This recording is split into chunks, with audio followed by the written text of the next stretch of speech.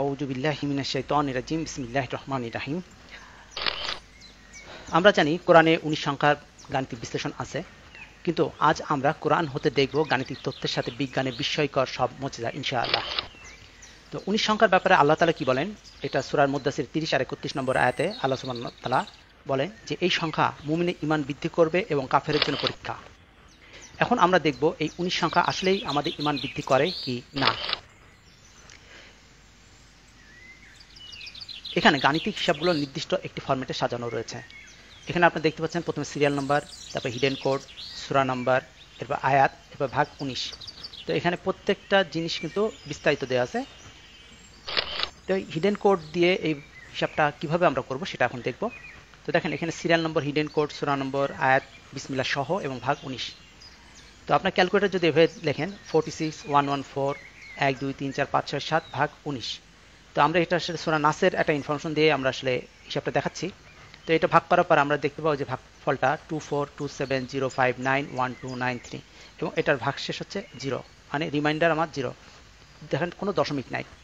তো যতগুলো গাণিতিক হিসাব আছে এখানে প্রত্যেকটার ক্ষেত্রে আসলে ভাগশেষটা হচ্ছে 0। হিডেন কোড, সূরা নম্বর, আয়াত সংখ্যা, ভাগ 19, ভাগশেষ 0। ওকে। তো এখানে আসলে আমরা বিজ্ঞান ভিত্তিক বেশ কিছু তথ্য নিয়ে আলোচনা করব কোরআন থেকে। তো প্রথমে আমরা ক্রোমোজোম বিষয়ে বেশ কিছু জানার চেষ্টা করব। আমরা জানি ক্রোমোজোম হচ্ছে আসলে কোষের একটি ক্ষুদ্র অংশ, যেটা আসলে খালি চোখে দেখা যায় না, এবং এটা মূলত genomic information cell to cell carry করে। তো এই বিষয়টা আসলে আজ থেকে 100 বছর আগে মানুষ প্রথম ধারণা পায় যে ক্রোমোজোমের একটা ব্যাপার স্যাপার আছে, হ্যাঁ, যেটা আসলে মানুষের বা যে কোনো প্রাণীর লিঙ্গ নির্ধারণ করে এবং জন্মদানের ক্ষেত্রে এই ক্রোমোজোম ব্যাপক ভূমিকা পালন করে থাকে। তো এখন আমরা দেখব যে ক্রোমোজোম সংখ্যার ব্যাপারে এই কোরআনে কি কি তথ্য আছে। যেহেতু এটা আধুনিক যুগের একটা বিষয়, ক্রোমোজোম যে বিষয় আসলে 1400 বছর আগে ইনফরমেশন থাকার কথা না, কিন্তু আমরা দেখব যে ইনশাআল্লাহ এই কোরআন থেকে আমরা ক্রোমোজোমের অনেক গাণিতিক তথ্য এবং ক্রোমোজোমের ইনফরমেশনগুলো পেয়ে যাব, যেটা আসলে সবাইকে ইনশাআল্লাহ বুঝতে সহজ করবে যে কোরআনটা আসলে কতটা মুজিজা সমৃদ্ধ। তো ম্যাথমেটিক্যাল মুজিজার মাধ্যমে আমরা সমগ্র বিশ্লেষণগুলো দেখাবো। তো আমরা হিডেন কোড হিসাবে যেভাবে সাজানো আছে ঠিক সেই হিসেবে সাজিয়ে রেখেছি। দেখেন এখানে সূরা নাস দিয়ে শুরু হলো। তা সূরা নাসের একটা অর্থ হচ্ছে মানব জাতি। তো এই সূরা নাসের ক্ষেত্রে হিডেন কোড দেখানো হচ্ছে 46। তার মানে আপনি ক্যালকুলেটর লিখবেন 46 114 1 2 3 4 5 6 7, এটা ভাগ দেবেন 19 দিয়ে, এটা দেখবেন ভাগশেষ 0। এখন হিডেন কোড 46 এর সাথে কি সম্পর্ক? আমি আগে বলছিলাম যে আমরা ক্রোমোজোম নিয়ে এখন আলোচনা করব। তো মানুষের ক্রোমোজোম সংখ্যা আসলে 46টি। এরপরটা দেখেন সূরা নিসা। সূরা নিসার আসলে অর্থ নারী। তো এটার ক্ষেত্রে দেখেন আমাদের হিডেন কোড 23 বসালে আসলে ভাগশেষটা 0 হয়ে যায়।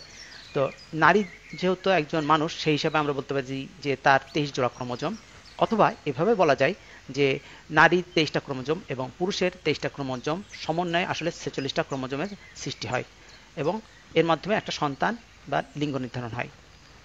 এরপর সূরা ইনসান। তো সূরা ইনসান অর্থ হচ্ছে মানব জাতি বা মানুষ। তো এটার ক্ষেত্রে দেখেন যে 76 হচ্ছে সূরা নাম্বার, তার সামনে 2 আর 23 লেখা আছে। যারা বায়োলজির স্টুডেন্ট তারা খুব ভালোভাবে জানেন যে ক্রোমোজোম সংখ্যা আসলে 3 ভাবে দেখানো হয় বিজ্ঞান বইগুলোতে। সেখানে হচ্ছে 2n n = 23 এভাবে দেখানো হয়। তার মানে 2 এর সাথে 23 গুণ করতে হবে। তো দেখেন এখানে সূরা ইনসানের ক্ষেত্রে 76 আগে লেখা আছে 2 আর 23, তার মানে 2 এর সাথে 23 গুণ দিলে 46 হয়ে যায়। এটাও ভাগশেষ বিভাজ্য হয়ে যায় পুরাটা নিলে। এরপরটা দেখেন সূরা মরিয়ম। তো আমরা জানি যে মরিয়ম আলাইহিস সালাম ঈসা আলাইহিস সালামকে জন্ম দিয়েছিলেন পিতা ছাড়াই, এবং আল্লাহ তাআলা এটা অলৌকিকভাবে করছিলেন। যেহেতু মরিয়ম আলাইহিস সালাম একজন নারী ছিলেন, শুধুমাত্র তার 23 ক্রোমোজোমের মাধ্যমে, তার 23টা ক্রোমোজোমের মাধ্যমে ঈসা আলাইহিস সালামের জন্ম হয়েছিল অলৌকিকভাবে। এবং আমরা জানি যে আসলে আল্লাহ তাআলা যা খুশি তাই করতে পারেন। তো এখানে আসলে সেই বিষয়টা দেখানো হচ্ছে। এবং আরেকটা বিষয় আপনারা একটু খেয়াল করেন যে এই ক্রোমোজোম সংখ্যা 3 ভাবে রিপ্রেজেন্ট করা হয়, পূর্ণ সংখ্যায়, জোড়া সংখ্যায়, আর হচ্ছে ওই যে 2n পদ্ধতিতে। আল্লাহ সুবহানাহু ওয়া তাআলা যেহেতু ভবিষ্যৎ সম্পর্কে জানেন, তিনি আসলে জানতেন যে ভবিষ্যতে মানুষ এই ক্রোমোজোম সংখ্যাকে কিভাবে প্রকাশ করবে, যার জন্য 3 ভাবেই তিনি এখানে দেখিয়ে দিয়েছেন। তার মানে এখানকার যে ইনফরমেশন আমরা দেখতে পেলাম যে এখানকার প্রথম যে 3টা সূরা, যে 3টা সূরার অর্থ আসলে মানুষ রিলেটেড, যে ইনসান মানে মানুষ, নিসা মানে নারী, আর সূরা নাস মানে হচ্ছে মানুষ। এবং পরেরটা হচ্ছে মরিয়ম আলাইহিস সালাম যে ঈসা আলাইহিস সালাম জন্ম দিয়েছিলেন, সেটাও আসলে জন্মের সাথে সম্পর্কিত। তো এই 3টার ভাগশেষই সব ক্ষেত্রে দেখতে পেলাম আমরা 0 হলো। এখন আমরা দেখব যে বিভিন্ন প্রাণীর নামে সূরা আছে এবং সেগুলোর সাথে ক্রোমোজোমের কি ধরনের সম্পর্ক আছে। তো আমরা এখানে দেখতে পাচ্ছি সূরা ফিল। তো ফিল অর্থ হচ্ছে হাতি। তো হাতির ক্রোমোজোম সংখ্যা আসলে 56 বা 28 জোড়া। তার মানে আপনি 28 লিখলেন, 105 হচ্ছে সূরা নম্বর, 1 2 3 4 5 6 ভাগ 19, এটা ভাগশেষ 0 হয়ে যাবে। এরপর সূরা বাকারা, আমরা জানি বাকারা অর্থ হচ্ছে গরু। গরুর ক্রোমোজোম সংখ্যা আসলে 60টি, তার মানে আপনি 60 2 এভাবে লিখবেন, এটাও ভাগশেষ চলে আসবে 0। এরপরে আমরা দেখতে পাচ্ছি সূরা লাহাব। তো লাহাবের আসলে দুইটা অর্থ, একটা হচ্ছে আগুনের শিখা আর একটা হচ্ছে খেজুর গাছের রশি। তো খেজুরের যে ক্রোমোজোম সংখ্যা এটা হচ্ছে মূলত 36টি, তার মানে 18 জোড়া। এরপর দেখেন সূরা নামল। তো সূরা নামলের নামল অর্থ হচ্ছে পিঁপড়া। তো পিঁপড়ার ক্রোমোজোম সংখ্যা আসলে 1 থেকে 120 পর্যন্ত হয়ে থাকে। তো আল্লাহ সুবহানাহু ওয়া তাআলা এখানে সুকৌশলে দেখেন শেষ যে নাম্বারটা 120 নাম্বারটা তিনি এখানে মিলিয়ে দিয়েছেন, কারণ আসলে যদি মাঝখান থেকে কোনো একটা মিলে যেত তাহলে মানুষজন বলতো যে মাঝখানে একটা মিলাই দেওয়া হয়েছে। তো আলহামদুলিল্লাহ যে এখানে আল্লাহ তাআলা সুকৌশলে প্রথমটা নেন নাই, তিনি শেষেরটা নিয়েছেন। প্রথমটা নিল সেটাও একটা বিশাল ব্যাপার ছিল, বা শেষেরটা নিয়েছে সেটা অবশ্যই একটা লজিক্যাল ব্যাপার। আচ্ছা, এরপরে আমরা দেখি সূরা আদিয়াত। সূরা আদিয়াতে মানে যুদ্ধ জন্য যে ঘোড়া থাকে, যুদ্ধের জন্য যে ঘোড়া, মানে এখানে একটু খেয়াল করে দেখেন যে শুধুমাত্র ঘোড়াকে যদি আপনি যুদ্ধক্ষেত্রে ছেড়ে দেন তাহলে ঘোড়া কিন্তু কোনো যুদ্ধ করতে পারবে না। কি দরকার? প্রতিটি ঘোড়ার সাথে একজন কোনো মানুষ দরকার, বা ঘোড়ার সাথে মানুষের একটা রিলেশন না থাকলে এই ঘোড়া দিয়ে আসলে কোনো যুদ্ধ হবে না, শুধু ঘোড়া ছেড়ে দিলে। তো এখানে দেখেন যে 64 হচ্ছে ঘোড়ার ক্রোমোজোম সংখ্যা আর 46 হচ্ছে মানুষের ক্রোমোজোম সংখ্যা। এরপরে সূরা নাহল। তো সূরা নাহলের ক্ষেত্রে একটু ব্যতিক্রম, এটা আমরা দেখতে পাচ্ছি যে সূরা নাম্বার যেখানে আছে ওখানে লেখা আছে 16, আসলে মৌমাছির ক্রোমোজোম সংখ্যা হচ্ছে 16 জোড়া। এখন আপনাদের একটা প্রশ্ন আসতে পারে যে 16 জোড়াকে সূরা নম্বরের সাথে মিলাই দিয়ে ক্রোমোজোম সংখ্যা নির্ধারণ করাটা এটা একটা সঠিক হচ্ছে না, এখানে বোধহয় কোনো চালাকি করা হচ্ছে। দেখেন 16-র আগে লেখা আছে 69। আপনি যদি ঠিক 68 নম্বর আয়াতে যান সেখানে আপনি দেখতে পাবেন যে আল্লাহ তাআলা বলছেন মধুমক্ষিকাকে আদেশ দিলেন পর্বত গাত্রে বৃক্ষ এবং উঁচু চালে গৃহ তৈরি করো। তো এখানে 68 নম্বর আয়াত, যেহেতু বিসমিল্লাহির রহমানির রহিম সহ সবসময় আয়াত আমরা কাউন্ট করতেছি, তারপরে সেই হিসাবে 69 নম্বর আয়াত হয়ে যাচ্ছে। তার মানে এখানে 69 নম্বর আয়াতে আল্লাহ সুবহানাহু ওয়া তাআলা মৌমাছির কথা বলতেছেন, একই সাথে তার পাশাপাশি 16টা হচ্ছে মৌমাছির ক্রোমোজোম সংখ্যা। এবার আমরা আরও প্রাণী ক্রোমোজোম সংখ্যা জানতে পারবো কোরআন হতে। আমরা এর আগে যে আলোচনাটা করলাম সেখানে মূলত প্রাণীর নাম দিয়ে যে সূরাগুলো আছে সেইগুলোর থেকে আমরা আসলে এই তথ্যটা নিলাম, আর এখন হচ্ছে প্রাণীর ক্রোমোজোম সংখ্যা জানতে পারবো আয়াতের মাধ্যমে। যে আয়াতে কোরআনে প্রাণীর নামটা আছে সেই ধরনের আয়াত থেকে আমরা প্রাণীর ক্রোমোজোম সংখ্যা দেখব। তো এখানে দেখেন প্রথমটা হচ্ছে সূরা মাইদা, এটা হচ্ছে 5 নম্বর সূরা, 4 নম্বর আয়াতে আসলে শূকরের কথা বলা আছে, যে শূকর খাওয়া নিষেধ এই বিষয়টা বলা আছে। তো এখানকার হিসাবটা একটু অন্যভাবে, আগের যে ফরম্যাটটা ছিল ওই ফরম্যাটে কাছাকাছি কিন্তু একটু আলাদাভাবে, কিন্তু এগুলো একটা নির্দিষ্ট একটা ফরম্যাটে জিনিসগুলো সাজানো আছে। তো প্রথমে কি করতে হবে, আমাকে 38 নিতে হবে, তারপর নিতে হবে 5 হচ্ছে সূরা মাইদা সিরিয়াল নাম্বার, 4 হচ্ছে 4 নম্বর আয়াতে আসলে শূকরের তথ্য দেওয়া আছে। এবারে 1 2 3 4 মানে 4টা আয়াত আছে, এই 4টা আয়াতে আপনাকে লিখতে হবে, এরপর ভাগ দিতে হবে 19 দিয়ে।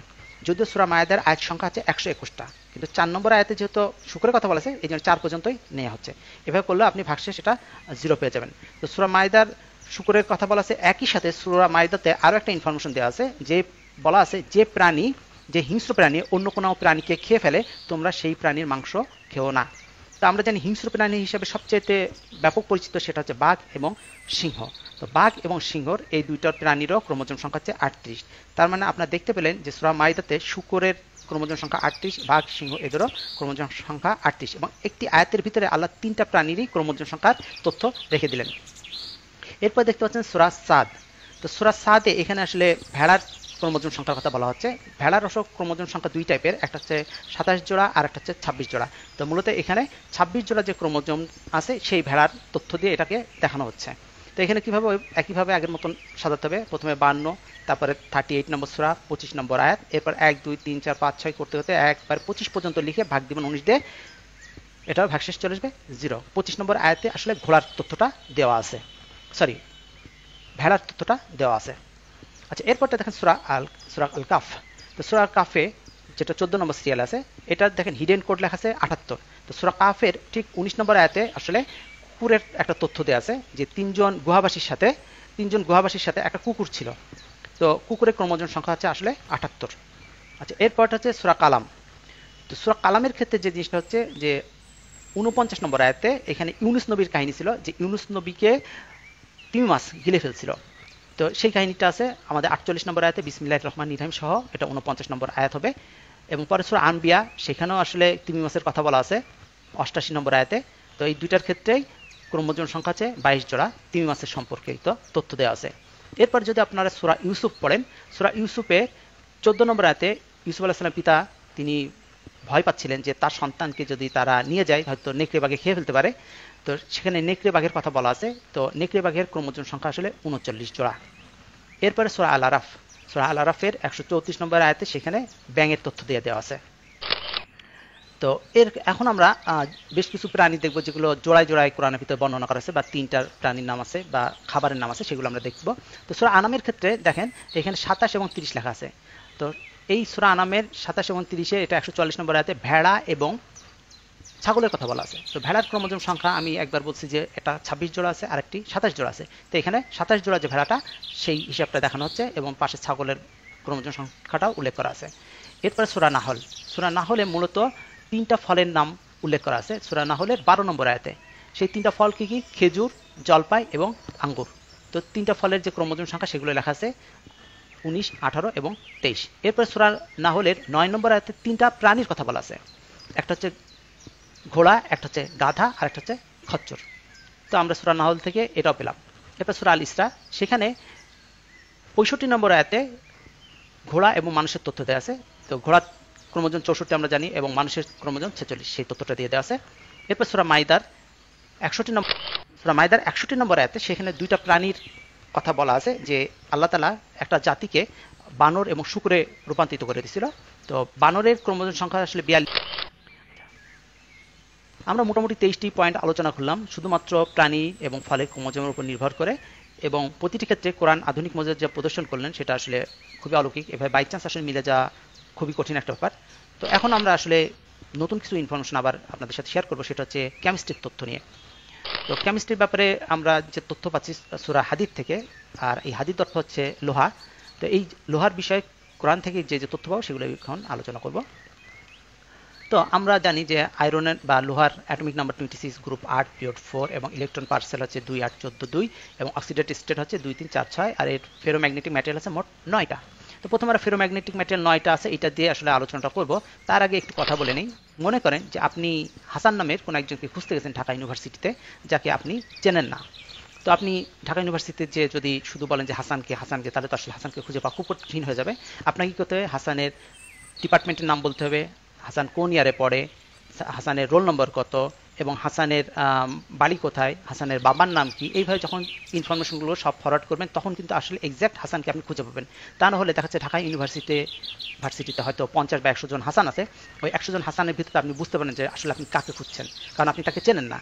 তো আমরা আসলে এখানে দেখব যে সূরা হাদিদের যে লোহার ইনফরমেশনের কথা দেওয়া হচ্ছে সেটা আসলে লোহার ব্যাপারে তথ্য দিচ্ছে কি না। তো প্রথমে আমরা সূরা হাদিদের শুরুতে 57 নম্বর সূরা, এর শুরুতে আমরা 9 লিখলাম, যেটা আসলে ফেরোম্যাগনেটিক ম্যাটেরিয়াল। তো 9, 57 এরপর সূরা হাদিদের সমস্ত আয়াতগুলো লিখে ভাগদের মনিতে এটা ভাগশেষ 0 হয়ে যায়। এরপর যদি আমরা সূরা হাদিদের লোহার যদি আমরা অ্যাটমিক নাম্বার এবং তার পূর্বে যদি আমরা গ্রুপ নাম্বারটা লিখে দেই এবং এটাকেও যদি 19 দ্বারা ভাগ করায়, এটাও ভাগশেষ 0। কিন্তু আমরা নিশ্চিত না যে আসলে এটা লোহা কিনা। আমরা আরেকটু দেখি। এরপর দেখেন 8, 4, 26, তার মানে 8 নম্বর গ্রুপ, 4 নম্বর পিরিয়ড এবং 26 তার অ্যাটমিক নাম্বার। তো এটাও দেখি যায়, আলহামদুলিল্লাহ এটাও মিলে গেছে। এরপরে দেখেন যে 8 এর পরে 2, 8, 14, 2, এটা হচ্ছে ইলেকট্রন পার সেল। লোহার ইলেকট্রন পার সেলে এই যে ইলেকট্রন থাকে সেটা। তো এটা বসানোর পরেও দেখি যে না, এটাও মিলে যায়। পরবর্তী স্টেজে আমরা পুরো জিনিসটাই নিয়ে নিলাম, 8, 4, 2, 8, 14, 2 আর 26। তার মানে গ্রুপ নিলাম, পিরিয়ড নিলাম, ইলেকট্রন পার সেল নিলাম এবং ইলেকট্রন সংখ্যা টোটালটা নিয়ে নিলাম। আলহামদুলিল্লাহ এখানেও আমরা দেখতে পাচ্ছি যে এটারও ভাগশেষ 0। এরপর 6 নম্বর স্টেজে আমরা যদি লোহার অক্সিডেট স্টেট 2, 3, 4, 6 নেই, এটাও 19 দ্বারা ভাগ করলে ভাগশেষ 0। এবার আমরা সূরা আল জুখরুফ নিয়ে আলোচনা করব, যার অর্থ হচ্ছে স্বর্ণ অলংকার। তো সূরা আল জুখরুফের ক্ষেত্রে আমরা প্রথমে 1 এবং 2 নম্বরটা দেখি। প্রথমে 11 আর 79, 11 এবং 79 এটা হচ্ছে 11 নম্বর গ্রুপ, আর 79 হচ্ছে এর ইলেকট্রন সংখ্যা, টোটাল ইলেকট্রন সংখ্যা, এবং 4, 5, 6 হচ্ছে ইলেকট্রন কনফিগারেশন। তো আমরা এই যে গোল্ডেন ইনফরমেশনের সাথে এটা মিলিয়ে নেই। তো 1 এবং 2 এর ভিতরে একটা মিল খুঁজে পাচ্ছেন, দেখতে পাচ্ছেন যে উপরে এবং নিচে প্রায় হুবহু একই জিনিস আছে, শেষে অতিরিক্ত একটা 6 আছে 2 নম্বরে। তো মানে ইলেকট্রন পিরিয়ড নাম্বারটা দিয়ে দেওয়া আছে জাস্ট। আচ্ছা, এবার 3, 4 এর ভিতর দেখবেন ঠিক একই ধরনের একটা আপনারা মিল খুঁজে পাবেন, 1179, 1179 ঠিক আছে। লাস্টে একবার হচ্ছে শুধুমাত্র ইলেকট্রন পার সেলের তথ্য দেওয়া আছে, 4 নম্বরটাতে ইলেকট্রন পার সেলের পর অতিরিক্ত দেওয়া আছে পিরিয়ড নাম্বারটা। তার মানে আপনারা দেখতে পাচ্ছেন এখানে জোড়ায় জোড়ায় সাজানো। এরপরে 5 এবং 6 নম্বরটা আমরা দেখি যে 5 নম্বরে কি করা হচ্ছে, প্রথমে 79 6 11 আর 4 5 6। তার মানে 5 এবং 6 এর ভিতরে কমন দেখতে পাচ্ছেন 79 6 আর 11 এগুলো কমন। একটার ক্ষেত্রে ইলেকট্রন কনফিগারেশন দেওয়া আছে 4 5 6, আরেকটার ক্ষেত্রে ইলেকট্রন পার সেল যেটা সেটা দেওয়া আছে। তার মানে দেখেন এখানে প্রত্যেকটা জিনিস কিন্তু জোড়া জোড়া, 1 2 জোড়া 3 4 জোড়া 5 6 জোড়া, এবং প্রত্যেকটার ভাগশেষ হচ্ছে আমাদের 0। আল্লাহ তাআলা আসলে মানে খুব ভালোভাবে এটাকে রিপ্রেজেন্ট করে দেখাচ্ছেন যে আমাদের যাতে কোনো সন্দেহ না থাকে।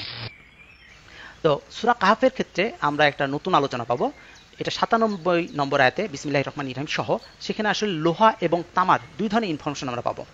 তো এখানে দেখেন, পড়ে দেখেন যে এখানে আসলে লোহার কথাও বলা আছে, আবার একই সাথে তামার তথ্য দিয়ে দেওয়া আছে।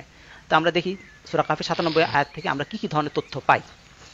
তো সূরা কাহফে লোহার কথা আছে, তার মানে 26 হচ্ছে লোহার পারমাণবিক সংখ্যা। এই 26 লেখার পরে আপনি এইভাবে সাজাবেন, 19 দ্বারা ভাগ করবেন, ভাগশেষ 0। এরপরে ওখানে তামার কথাও বলা আছে, তার মানে 26 হচ্ছে লোহার এবং 29 হচ্ছে তামার পারমাণবিক সংখ্যা, এগুলো এইভাবে সাজাবেন, ভাগশেষ 19 0। আচ্ছা, এরপর দেখেন উপরে 26 এবং 29 এই দুইটাই আছে। 26 এর আগে ইলেকট্রন কনফিগারেশন 3 4 এবং তামার 29 এর পূর্বে ইলেকট্রন কনফিগারেশন 3 4 দুইটাই যখন বসানো, এটা ভাগশেষ 0। এরপর 4 নম্বরে দেখেন হুবহু উপরে যা আছে নিচেও তাই আছে, কিন্তু সামনে হচ্ছে পিরিয়ড নাম্বার এবং গ্রুপ নাম্বার, এবং একইভাবে সিরিয়ালে সাজানো। খুব চমৎকার একটা কম্বিনেশন। আপনারা বুঝতে পারছেন যে এখানে কোনো এলোমেলো বিষয় না, সবকিছু খুব সাজানো গোছানোভাবে আল্লাহ সুবহানাহু ওয়া তাআলা এই জিনিস তথ্যগুলো কোরআনের ভিতরে রাখছেন। তিনি তার গোপন মুজিজা, কোরআন যে সর্বশ্রেষ্ঠ মুজিজা, এই জিনিসগুলোকে দেখলে কিন্তু আসলে বুঝতে কোনো বাকি থাকে না। জ্ঞানী লোক যারা আছেন, যারা বুদ্ধিমান, যারা চিন্তাশীল, তাদের বুঝতে কোনো সমস্যা হয় না যে এই কোরআনকে আল্লাহ সুবহানাহু ওয়া তাআলা কতটা সুন্দরভাবে সাজিয়ে রাখছেন। আসলে বাস্তবতা হচ্ছে আমরা যেহেতু কোরআনের সাহিত্য বুঝি না, সুতরাং কোরআনের সাহিত্য যারা বুঝেন তারা কিন্তু কোরআনের সাহিত্য দিয়ে মজেজা বোঝেন। যারা ফিজিক্সের স্টুডেন্ট তারা ফিজিক্স দিয়ে কোরআনের মজেজা বুঝতে পারবেন, যারা বায়োলজির স্টুডেন্ট তারা বায়োলজির তথ্য দিয়ে বুঝতে পারবেন। তো আসলে ঘটনা হচ্ছে যে যে লেভেলেই থাকুন না কেন, যে প্ল্যাটফর্মে থাকুক না কেন, তার জন্য আল্লাহ তাআলা তার মতন করে আসলে কোরআনকে সাজিয়ে রেখেছেন, কিন্তু আমরা আসলে সেগুলো বুঝতে পারি না। এটা হচ্ছে আমাদের দুর্ভাগ্য। আজ থেকে যদি আমরা 1400 বছর আগে এই ইনফরমেশনগুলো বের করতে পারতাম, তাহলে হয়তো আজ হয়তো আমরা এই পৃথিবীতে অবস্থান করতাম না, আমরা হয়তো অন্য কোনো গ্যালাক্সিতে অবস্থান করতাম। 1400 বছর আগে হয়তো আমরা স্মার্টফোন ব্যবহার করতাম। কিন্তু আসলে ঘটনা হচ্ছে আমরা তো কোরআনকে সেভাবে বোঝার চেষ্টা করি না, বা সেভাবে স্টাডি করি না, যার কারণে কিন্তু আমরা পিছিয়ে গেছি, এবং মুসলিমরা স্বাভাবিকভাবে আমরা বেশ পিছিয়ে আছি অন্যদের তুলনায়, অন্য ধর্মের মানুষের তুলনায়। তো আপনারা নিশ্চয়ই আজকে এই আলোচনা থেকে বুঝতে পারলেন যে কোরআন কতটা আধুনিক। যে ইনফরমেশনগুলো আজকে আমরা পাচ্ছি কোরআন থেকে, এই জিনিসগুলা 1400 বছর আগে আল্লাহ তাআলা কোরআনের ভিতরে রাখছিলেন, কিন্তু আসলে আমরা জানতাম না। আর আধুনিক যত আবিষ্কার হচ্ছে বিগত 100 বছর বা 200 বছরে, সেই তথ্যগুলো 1400 বছর আগে আল্লাহ এইভাবে হিডেনভাবে তিনি রেখে দিয়েছেন। তা সত্যি এটা খুবই একটা চমৎকার একটা ব্যাপার। আল্লাহ তাআলা আমাদেরকে বলছিলেন যে সূরা মুদ্দাসসিরে 30 আর 31 নম্বর আয়াতে, যে এটা হচ্ছে মানুষের ঈমান বৃদ্ধি করবে আর কাফেরদের জন্য পরীক্ষা। মুমিন যারা, তাদের ঈমান বৃদ্ধি পাবে। মুসলিম যদি হয়ে থাকেন তাহলে অবশ্যই এই বিষয়গুলো বোঝার পরে অবশ্যই আপনার ঈমান বৃদ্ধি পাবে ইনশাআল্লাহ, এই আশা রাখি। তো ধন্যবাদ সবাইকে। আসসালামু আলাইকুম রহমতুল্লাহ। জাযাকাল্লাহ খায়ের। যারা ভিডিওটা দেখলেন তাদেরকে অসংখ্য ধন্যবাদ। আসসালামু আলাইকুম রহমতুল্লাহ।